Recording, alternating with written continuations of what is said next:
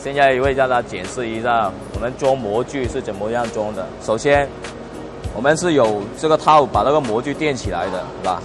有5个，一共5个，然后中间里面是有那个梯形螺丝的，有那个螺丝的。好，然后我们把那个模具放上来。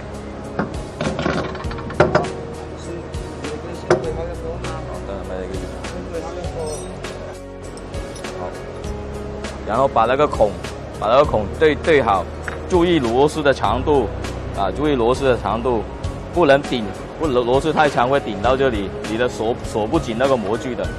好，我们现在就对好那个孔边，把孔对好以后，把螺丝锁紧。